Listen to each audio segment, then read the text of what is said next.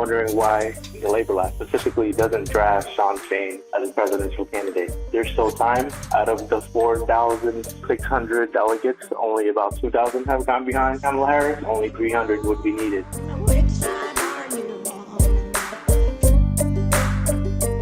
So let's go ahead and play this voicemail that we received last week on the question of Fain and the presidency of the United States. Hi, my name is Marco Clark. I am a security officer with SEIU 6. SEIU 6 represents airport workers, janitors, and security officers in Seattle. And we were the union that put forth the $15 minimum wage in SeaTac, the first in the country. And I'm calling in because I'm wondering why the left, the Labor left, specifically doesn't draft Shawn Fain as a presidential candidate. There's still time.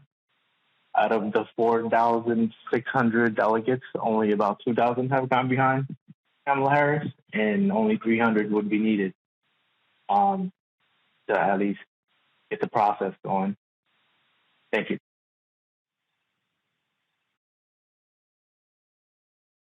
Is the left, and particularly the Labor left, not pushing for a presidential run from Shawn Fain? Adam, do you want to start with your thoughts? No, actually, I wanted to hear your thoughts first. So, obviously, if the question is, would a U.S. President Shawn Fain be incredibly cool and probably be, or almost certainly be, better than a President Kamala Harris? Yes. The answer to that question is yes. But that's not actually the question. Or that's not actually the relevant question. The relevant question is, or the relevant questions are, could he win the Democratic nomination? Like, is there even a remote possibility? If he cannot win, where will it be a net plus for him to run? And will this take away from his leadership of the UAW? Will this distract from the work that he has going on in the UAW? I think the question to number one is no. The question to, does he have a shot at securing the nomination for President of the United States from the Democratic Party is no. He does not have a shot. And frankly, at this point, I really do not think that anybody has a shot outside of Kamala Harris. I am not sure about the delegate numbers that caller Marco had. My understanding is that she has actually secured a supermajority of delegates, endorsements from a supermajority of delegates already. That's my understanding. And so then, and obviously, they're just endorsements and they can change. Like, that's not impossible, like physically, it's not physically impossible that these delegates would change their minds, but it would necessitate a changing of minds, and it would necessitate a changing of minds in the context that in the context in which we all live. I didn't even mean for that I didn't even mean to drop that phrase. But the context that Democrats are in right now is that there is so much flux with Biden at the last minute dropping out of the race for president for this election cycle. That has put the party in so much flux, and a huge part of the appeal of the Biden administration, and subsequently then a continuing of a Democratic administration for many people, is continuity and stability and not going back. And so you would have to really do a lot, I think, to make delegates for the Democratic Party be willing to inflict another flux on the party and the country. I think that would take a lot of work, and I don't think that Shawn Fain would be capable of making that case to, again, you would have to make the case to delegates of the Democratic Party who were Biden delegates, right? I mean, we're not talking about a convention of Bernie delegates. We're talking about a convention of Biden delegates, like 80% Biden delegates, right? You have to convince them. And so does he have a shot? No. I think the answer to that is no. And I don't even think that Marco would disagree. The sense that I was getting from that call is that maybe there might be some sense that there would be a value in a messaging campaign or something like this from Shawn Fain. And so that would be the second question that I laid out, which would be, would there be a net plus to Shawn Fain running for the nomination? And I don't see it. I don't see it, actually. I think that there would be more of a concern of isolating the UAW and Shawn Fain, and bringing down kind of the ire of the folks on the Democratic Party and even some folks on the left who have gotten behind a Kamala presidency or a Kamala nomination. And the Sean O'Brien for the Teamsters he's not running for president, but we're already seeing something of an isolation of the Teamsters because of his kind of running off of the reservation. And so I think that there could potentially be a downside there for Shawn Fain, the UAW, and its members. And I just really don't see the upside when, anything that he could do in a messaging campaign, a doomed messaging campaign for the nomination, he can do just as well as president of the United Auto Workers, who holds a key endorsement, right? I mean, a lot of unions have been kind of falling over themselves, and we might talk about this later in the program. A lot of unions have been falling over themselves to endorse Kamala Harris. The UAW has not yet, and very clearly, both the Biden administration, the Biden administration wanted an endorsement from the UAW, and Kamala Harris is going to want an endorsement from the UAW. And so he holds a lot of power. The UAW holds a lot of power there, and he can make the same case. He can say all of the things that he would say in a messaging campaign just as president of the UAW. And then also, I do think it would actually distract from his work in the UAW. I think it would potentially make him more of a partisan figure in the eyes of some members of the politically diverse UAW. And I think that's a risk that you would want to take into account. And there's just so much going on with the campaign to organize the non-union auto sector. There's a lot of work for Shawn Fain to do, and preparing for a general strike in 2028. I think it would distract from the work that Shawn Fain and the UAW has right now to try to embark on this quixotic kind of campaign. And so there you go. There are some of my thoughts. Certainly, again, if the question was, would President Shawn Fain be kind of the best of all worlds, I think the answer to that is yes. But unfortunately, the relevant questions in my mind are, could he win? Would there be any upsides to him running and not winning? And would this distract from the president, from the work that he has going on? And I think the answers to all of those questions point in a direction that would advise him against running. So those are kind of my thoughts.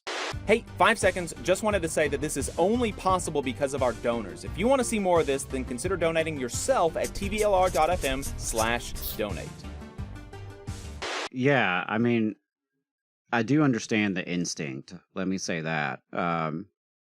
But setting that aside, yeah, for all practical purposes, I mean, this is already a resolved question. So, I mean, if the question is why isn't the labor left pushing it, it's because they're not pushing me for president either, because ain't none of that going to happen, right? Harris is almost certainly the nominee. They've circled the wagons. That's pretty clear. Like, she's, as you said, I think locked up the delegates, at least got their their affirmations of support. So where that leaves labor, I think, is jockeying for position on the vice presidential pick, and influence there. I think it also, leaves open conversations for the potential platform or positions that, this Harris campaign is going to be running on. There's opportunities to engage there. Your mileage may vary, and folks are going to disagree, I'm sure, as to the utility of that and how effective it can be. But those are like the spaces I see for contests, is right. The VP, the running mate, the platform. I do like the instinct, though, in the sense that I do believe that labor leaders could make good candidates, particularly at local and state offices. I really think we, as a labor movement, do need to do a better job getting our members and our retired leaders running for offices, because getting involved in your union is a good way for working class people to actually experience some democracy and practice some democracy and develop their leadership and budgeting skills and, practical stuff that comes with leadership, as well as just the peopling aspect. So in that sense, I do kind of get where the caller is coming from. Yes, of course. Yeah, I think Shawn Fain would be closer aligned with my values than whatever ticket the Democrats will put forward, and certainly more so than the Republican ticket. But I do think the work is more important at UAW over these next few years to grow union density. That's the most important thing our movement can be doing, is growing, adding more people to unions. Like, period. I understand that there's going to be a lot of desire and pressure and perhaps even responsibility to engage in this election. But that doesn't change the fact that our problem is 1 in 10 workers belong to unions. 1 in 10. Even less for the private sector. That's our problem. There ain't enough of us. We're not strong enough.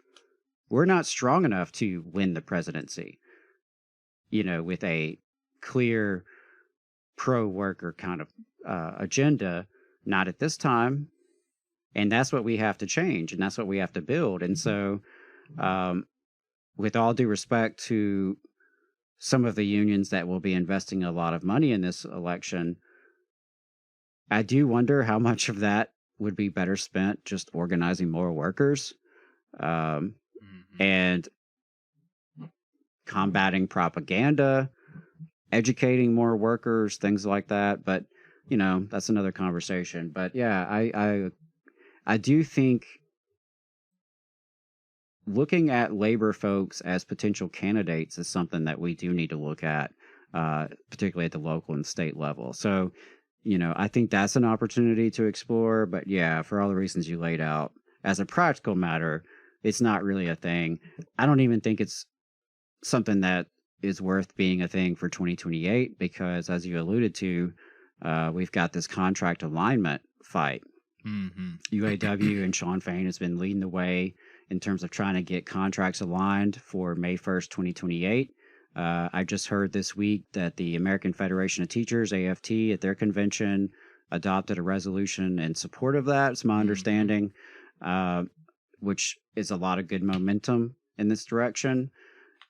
That is, to me, much more important, continuing to build towards that, unifying our movement, setting common goals, but most importantly, organizing more workers. That's the work in front of us. We have got to build union power. So that's what I want to see Shawn Fain working on. I am sympathetic to it. I would love to see someone like him as someone I could vote for.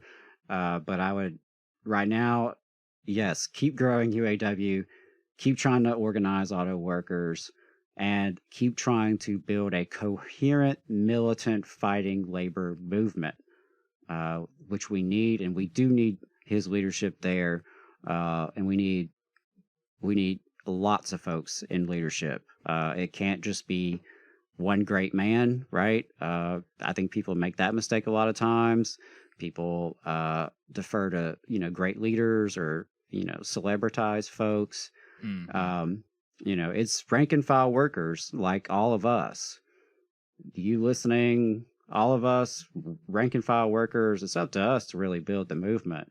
We need those leaders like Shawn Fain, but we need everyday people stepping up to be leaders.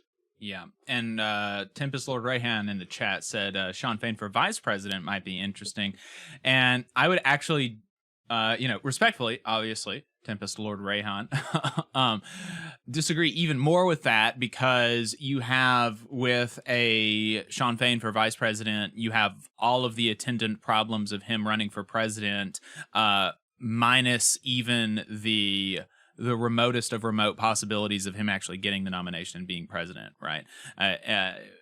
And were he to actually be vice president, and him getting the VP nod would actually be, it would make it more likely that he does actually have to resign as UAW president, and that would bring somebody else up, and they would put the union all in flux and things like this. But then Shawn Fain is vice president. What is he going to be doing? Vice president of the United States. I mean, the vice presidents of the United States don't really do that much.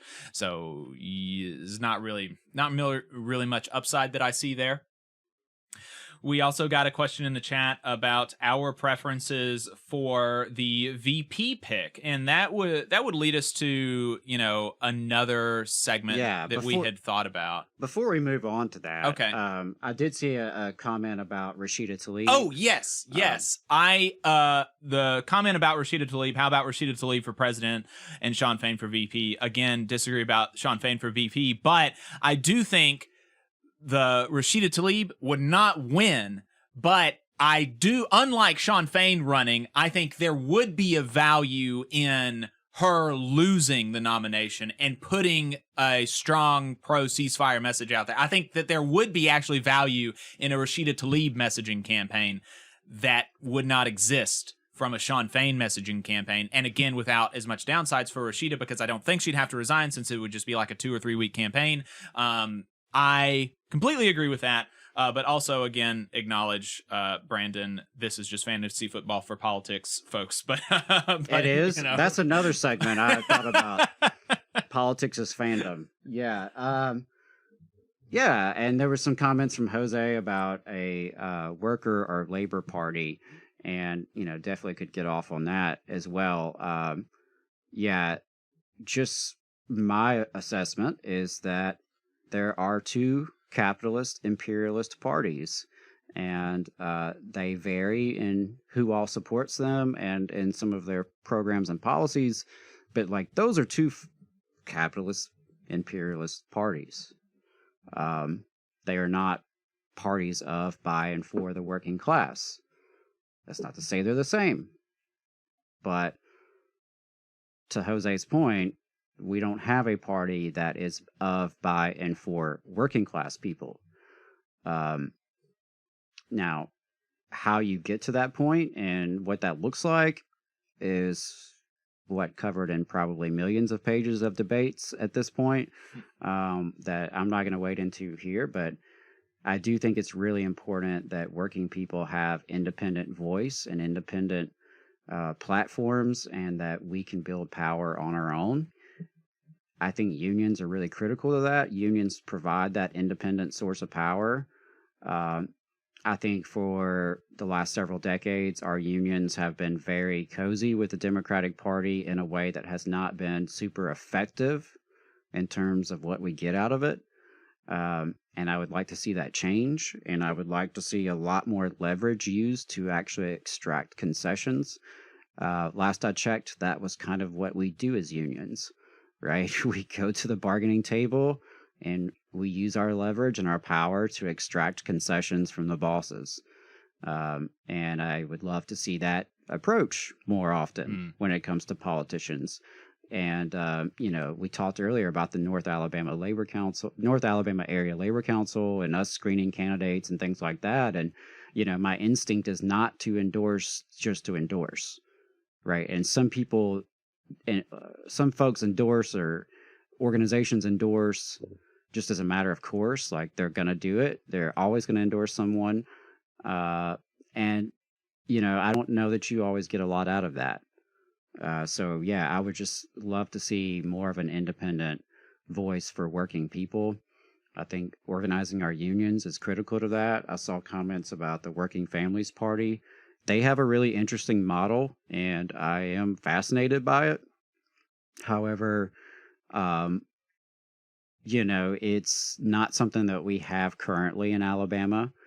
I could see the appeal to it in a state like Alabama, where it's my understanding with the Working Families Party, you basically are creating an independent structure, but you also can run on the Democratic ballot line, or perhaps run independent or otherwise.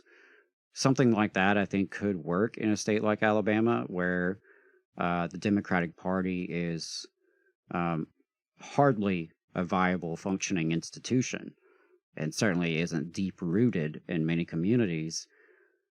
And so if you could build something that had its own independent voice and membership and platform by and for working class people, I think there could be appeal to that.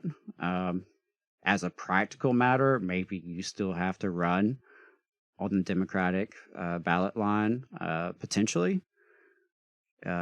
Here in Alabama, ballot access laws are incredibly tough, so it just may be the only way you actually get on the ballot. Those are just some of my thoughts about it, but I really do think that whatever happens with these elections, you should go vote, and that's important. Voting is important. As long as they let me vote, I am going to go vote in whatever election they'll let me vote in.